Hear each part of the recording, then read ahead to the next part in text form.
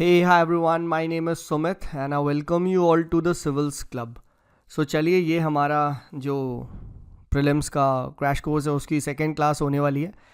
And last class में देखिए हम लोग जो बेसिक कॉन्सेप्ट्स है पॉलिटी के उसको डिस्कस कर रहे थे and we'll be continuing with that. So let's start off with the another concept that is about constitutionalism. अब देखिए प्रीलिम्स में constitutionalism is one of the favourite topics of UPSC. UPSC ने last के 10-15 years में कम से कम ये 3-4 बार constitutionalism पे question पूछा है. तो what is constitutionalism, what is a constitutional government, इसको यहाँ पे जल्दी से डिस्कस कर लेते हैं. तो देखिए it simply means that constitution is the governing authority in the country. यानी जो हमारे यहाँ पे कॉन्स्टिट्यूशन है which is also called as the rule book, यही क्या करेगा, इसी की ही राज चलेगा. दैट इज़ हमारे देश में जो गवर्नमेंट है वो क्या है, उसकी पावर्स को लिमिट किया गया है through the what this particular book which is also called as the constitution. So constitutional government is a government which has a limited power. And ये जो लिमिटेड पावर है, who limits this? The constitution of India. ये चीज़ ध्यान रखिएगा. That is what is क्या constitutionalism.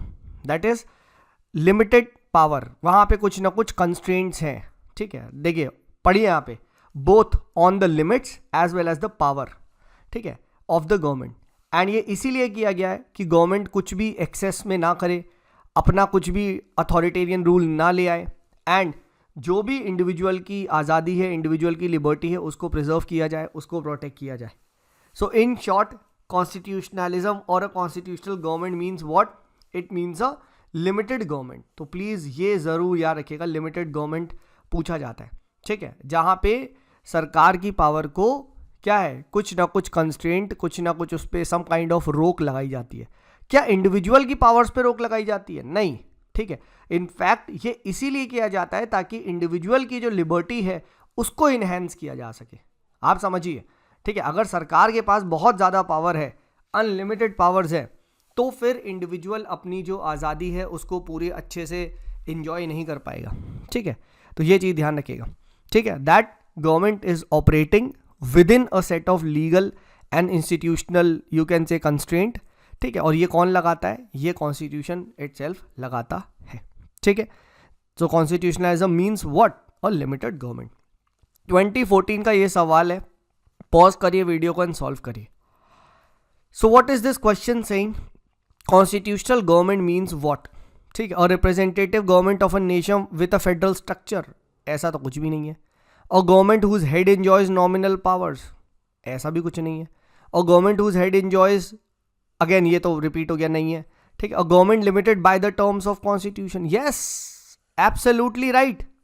Constitutional government limited by constitution. ये तो चले फिर भी इजी क्वेश्चन है. लेट्स ट्राई दिस 2020 का. देखो 2020 में एक सिमिलर क्वेश्चन रिपीट हुआ है. ठीक है, a constitutional government by definition is what? A limited government. ठीक है, राइट. तो ये फिर भी, ये दोनों तो फिर भी देखिए इजी क्वेश्चन थे. अब आप ये ट्राई करिए. 2014 में ये क्वेश्चन पूछा गया था which was a good question. हालांकि हमने पढ़ा है, but let's read. Consider the following statement. A constitutional government is one which places effective restriction on the individual liberty in the interest of the state authority. ठीक है, क्या वो individual liberty पे restrict लगाती है, और वो भी स्टेट के मजे के लिए, स्टेट के फायदे के लिए? नहीं सर, इनफैक्ट स्टेट पे लगाती है इंडिविजुअल के फायदे के लिए. सेकंड पढ़ो. Places effective restriction on the authority of state in the interest of individual liberty. Yes, ये ज़्यादा सही है ना? हाँ है ना? ठीक है, तो आंसर इज व्हाट? बी. अब सपोज करो यार कि तुम्हें ये क्वेश्चन नहीं आता. ठीक है, राइट. तो थोड़ा सा यहाँ पे ट्रिक को भी समझते हैं कि कैसे कर सकते हैं. कि देखिए ये स्टेटमेंट क्या कह रहा है कि ए पे रिस्ट्रिक्शन लगाया जा रहा है बी की आज़ादी के लिए. ठीक है, और बी पे रिस्ट्रेंट लगाया जा रहा है, सेकेंड स्टेटमेंट कह रहा है ए की आज़ादी पे. अब इन दोनों में से एक ही तो सही होगा. हाँ है ना? दोनों कैसे हो सकता है? ठीक है, ए और बी दोनों पे रिस्ट्रेंट लगा देंगे तो फिर आज़ाद कौन हुआ? यानी ये बात तय है कि सर दोनों एक साथ सही नहीं हो सकते. हाँ है ना? और दोनों में से एक सही होगा, यानी ये और ये काट दें. अब आंसर क्या है? ए और बी में आया तो 50% में can I take a guess on this? हाँ है ना? और अगर तुमने पढ़ा है डेफिनेटली तो आंसर क्या होगा? बी होगा. हाँ है ना, हालांकि ये तो तब करना है जब पढ़ा नहीं है, ठीक है, but this is an easy question, ठीक है, that a constitutional government places effective restriction on the authority of the state in the interest of individual liberty, ये चीज़ ध्यान रखना। अब मैं आपसे पूछ रहा हूँ, एक मेरा क्वेश्चन है, आपको मुझे कमेंट सेक्शन में बताना है कि इज इट नेसेसरी कि जिस देश में क्या हो, कॉन्स्टिट्यूशन हो, ठीक है, कॉन्स्टिट्यूशन हो, वहाँ पे मैंडेटरी क्या हो, कॉन्स्टिट्यूशनलिज्म हो? क्या constitution guarantee, automatically guarantee constitutionalism? ये आपको मुझे बताना है। क्या अगर देश में कॉन्स्टिट्यूशन है तो ऑटोमेटिकली वहाँ कॉन्स्टिट्यूशनलिज्म आएगा? आपको येस और नो करके बताना है। अगर आप येस बोल रहे हो तो आपको एग्जाम्पल देना है, अगर आप नो बोल रहे हो तो भी आपको एग्जाम्पल देना है, ठीक है। देखते हैं, चलिए किसी को ये आता है, and then I will tell you in the last, मतलब इन द नेक्स्ट क्लास, ठीक है। चलिए let's move ahead, another term discuss करते हैं, ओलिगार्की। अब ओलिगार्की का मतलब होता है फ्यू, ओली मीन्स फ्यू, यानी यहाँ पे जो रूल होगा, ठीक है, right, it is a government और the rule of what, few people, ठीक है, एक कलेक्शन ऑफ इंडिविजुअल, ठीक है, ये लोग मिलके रूल करते हैं, ये चीज ध्यान रखिएगा, ठीक है। This is what is oligarchy. कभी पूछ लिया जाए ओलिगार्की क्या होता है तो पता होना चाहिए। नेक्स्ट, एरिस्टोक्रेसी क्या होता है? तो एरिस्टोक्रेट अमीर लोग होते हैं, याद रखना, ठीक है। तो बस यानी रूलिंग ऑफ व्हाट, और स्मॉल इलीट्स, ठीक है, राइट, एक इलीट्स क्लास जो अमीर क्लास होते हैं, राइट, ठीक है, ये लोग रूल करते हैं, and they have the power over those who are in lower socio economic strata, वही वाली बात, ठीक है, अमीरों का rule over the, you can say, गरीब, इस तरीके से ये चीज़ ध्यान रखिएगा, ठीक है। एंड एग्जाम्पल में अगर चाहें तो आप बता सकते हैं दैट यहाँ पे यू कैन मेंशन कि जैसे ब्रिटेन, जर्मनी, रशिया में अंटिल वर्ल्ड वॉर 1 एरिस्टोक्रेट्स ही रूल करते थे, ठीक है, तो इस तरीके से यू कैन कोट, ठीक है, फाइन। एरिस्टोक्रेट मीन्स अमीर, और oligarchy means the rule of few, ठीक है। All right, let's move ahead, let's talk about theocracy. ये पूछ लिया जाए, थियोक्रेसी, तो ये याद रखना, थियोक्रेसी वगैरह मतलब रिलीजन का रूल, ठीक है, राइट, जहाँ पे special you will find people who are ruling and religious, वो होते हैं, वो जनरली रिलीजियस हेड्स होते हैं, ठीक है, वो रूल कर रहे होते हैं, जैसे you will see in Iran, ठीक है। तो ये चीज़ ध्यान रखना, this is very very important, ठीक है। तो मतलब थियोक्रेसी, आई होप आपको समझ में आ गया होगा, रिलीजन का रूल, ठीक है, ये चीज़ है, ठीक है। तो this is what is the idea. Next, totalitarianism आता है। अब टोटलिटरियनिज्म एक फॉर्म ऑफ गवर्नमेंट है, नाम में लिखा है, जहाँ पे टोटल कंट्रोल होता है। टोटल कंट्रोल मतलब कि यहाँ पे एक डिक्टेटर, एक अथॉरिटेरियन रूलर जो होता है, ठीक है, वो सब कुछ डिसाइड कर रहा होता है, आपकी पब्लिक लाइफ से लेके पर्सनल लाइफ, सब कुछ। और बेस्ट एग्जांपल क्या है? नॉर्थ कोरिया का, ठीक है। थियोक्रेसी का बेस्ट एग्जांपल क्या है? ईरान, ठीक है। तो ये चीज़ ध्यान रखना, फाइन। टोटलिटरियनिज्म मीन्स एक अथॉरिटेरियन फॉर्म ऑफ गवर्नमेंट जहाँ पे जो डिक्टेटर होता है, ठीक है, या जहाँ पे जो भी रूलर होता है वो सब कुछ डिसाइड कर रहा होता है, ठीक है, उसके पास कोई लिमिटेशन नहीं होती। ये चीज़ आप यहाँ पे बताइएगा, ठीक है, fine. So this is what is और टोटलिटेरियन फॉर्म ऑफ गवर्नमेंट, ठीक है, फाइन। और इसी का ही एग्जाम्पल यहाँ पे मैंने बता दिया, नॉर्थ कोरिया है, ये चीज़ आप ध्यान रखिएगा, ठीक है। अब मैं आपको एक छोटा सा क्वेश्चन पूछ रहा हूँ, 2 क्वेश्चन है, ठीक है, स्टेट पीसीएस में आए, इंपॉर्टेंट है यूपीएससी के लिए भी, ठीक है। तो आपको मुझे कमेंट सेक्शन में बताना है, नेक्स्ट क्लास में मैं आपको इसका आंसर दूंगा। Who was the chairman of national flag committee, जो आपकी कॉन्स्टिट्यूएंट असेंबली में थी, who was the chairman of this, ठीक है। ये यूपी पीसीएस प्री में पूछा गया था 1991 में, ये बताना है, ठीक है। Let's name this as question number 1। And second question आपको बताना है कि हमारे देश में जो कॉन्सेप्ट लिया गया है, India is a union of states, ठीक है, ये कहाँ से डिराइव किया है, ठीक है। ये आपके पास यूपी पीसीएस 2017 में आया था, ठीक है। तो इस तरीके से जो पीसीएस में मैंने पहले ही बोला था, अच्छे अच्छे क्वेश्चंस जो आए हुए हैं पॉलिटी वगैरह के, ठीक है, उसको भी मैं इस सीरीज़ में इंक्लूड करूँगा। तो trust me on this, top notch quality आपको मिलने वाली है, ऐसा कुछ भी नहीं है, ठीक है, राइट। तो आपको मुझे ये बताना है, so answer it in the comments, and yes you can make the notes as well. बाकी पीडीएफ मैं आपको टेलीग्राम पे शेयर कर दूंगा। All right, let's move on to the next part and let's move on to the formation of the constitution, ठीक है। Now we are entering into, कहते हैं ना, कोर जो पॉलिटी है उसमें अब हम गुजरे। हमने पहले की टर्म्स, लिबर्टी, इक्वालिटी, ये सब डिस्कस कर लिया, कॉन्स्टिट्यूशनलिज्म, ठीक है। अब हम डिस्कस करेंगे कि भैया कॉन्स्टिट्यूशन मेकिंग एंड जो प्रॉपर पॉलिटी है उसको यहाँ पे हम डिस्कस करेंगे, ठीक है। सो formation of constitution you all know, हमारे देश में कॉन्स्टिट्यूएंट असेंबली ने मिलके इसको बनाया था। एंड इस पे देखिए क्वेश्चन आता है, ठीक है। सबसे पहली बात, इसकी फर्स्ट सिटिंग कहाँ हुई?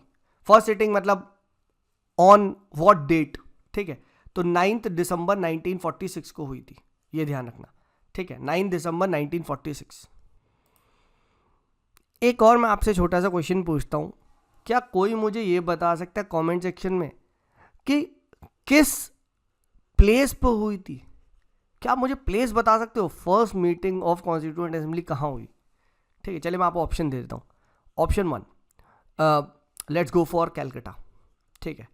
Option 2, let's go for Mumbai, ठीक है, मतलब बॉम्बे, ठीक है। Option number 3, let's go for Delhi, ठीक है। एंड ऑप्शन नंबर 4, ठीक है, लेट्स गो फॉर चेन्नई और ऑल्सो कॉल्ड एज मद्रास। आपको ये बताना है फर्स्ट मीटिंग जो 9 दिसंबर 1946 को हुई थी वो कहाँ पे हुई थी, ठीक है, कॉन्स्टिट्यूएंट असेंबली की। समझ गए?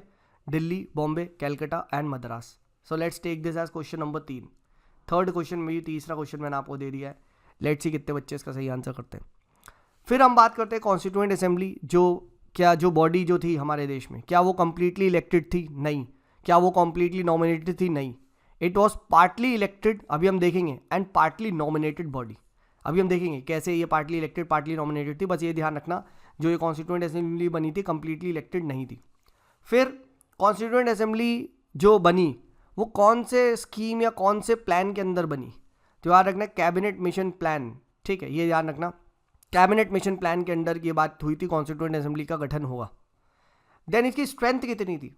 तो इसकी स्ट्रेंथ याद रखना 389 थी, ठीक है, जिसमें से ये बोला गया था कि 296 will be given to the British India के प्रोविंसेस को दिया जाएगा एंड 93 प्रिंसली स्टेट्स को दिया जाएगा, ठीक है। यहाँ पे आप देख सकते हैं 93 प्रिंसली स्टेट। और 296 में से भी क्या था, जो सीट्स थी वो 3 में डिवाइडेड थी। जीएसएम सिम लगाते हो? बिल्कुल सही बात, यानी general, Sikh and Muslims. General को 210 सीट मिली, मुस्लिम्स को 78 एंड सिख्स को 4 सीट मिली। एंड 4 सीट जो दी गई वो चीफ कमीशन प्रोविंसेस को दी गई थी। अब आपको मुझे बताना है ये 4 कौन कौन से प्रोविंसेस थे, ये आपको मुझे बताना है। जो आपको चीफ कमीशन प्रोविंसेस कौन कौन से थे, ये भी देखिए कहीं ना कहीं मैंने किसी ना किसी टेस्ट सीरीज में देखा है, ठीक है। चीफ कमीशन प्रोविंसेस कौन कौन से थे ये भी आपको मुझे कमेंट सेक्शन में बताना है।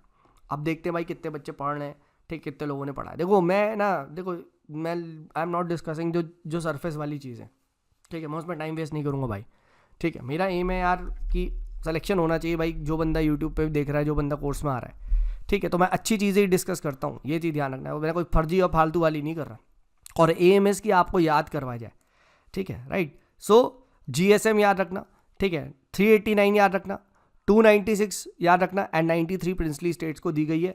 ये भी क्या है, ये भी आपको क्या है यहाँ पे याद होनी चाहिए, ठीक है। Then let's move ahead. As I have said कि यहाँ पे जो मेंबर्स थे वो कुछ लोग इलेक्ट हुए थे और कुछ लोग नॉमिनेटेड थे। तो जो ब्रिटिश के प्रोविंसेस थे वहाँ से इलेक्शन हुए थे, but they were chosen indirectly.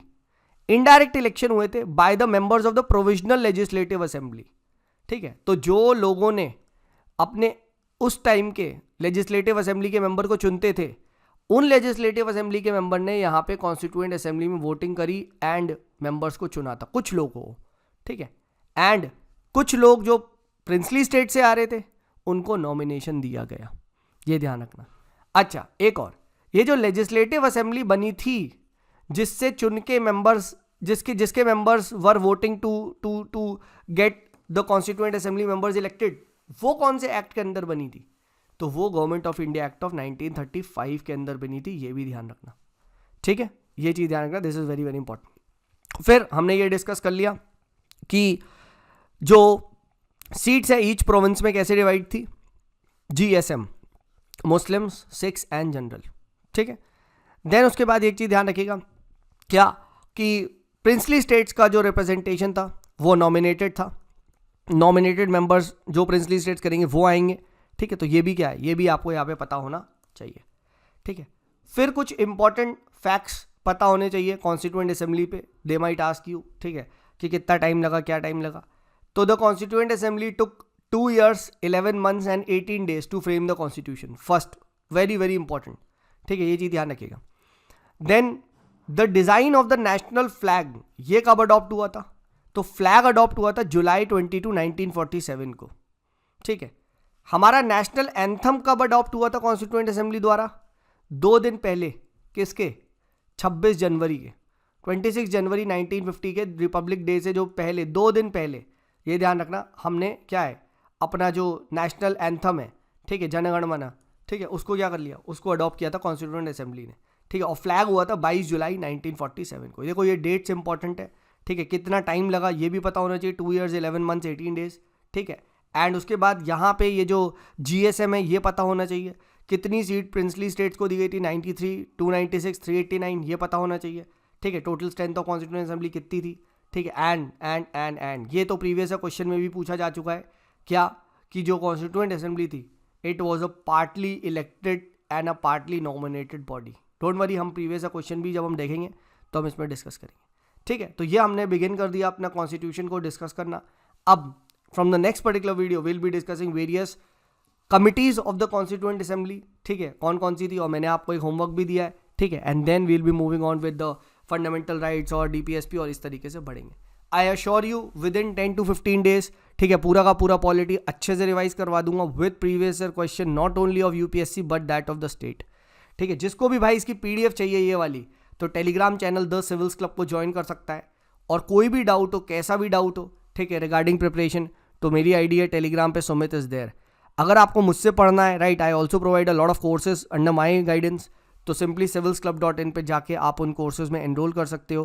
कोई भी डाउट है, मुझसे बात करनी है, तो सिंपली आप मुझे टेलीग्राम पे मैसेज कर सकते हो. I hope this video was helpful. अगर बस एक ही आपसे रिक्वेस्ट है यार, अगर अच्छा लगा हो तो प्लीज़ वीडियो को लाइक करें एंड ना लोगों को शेयर भी करें.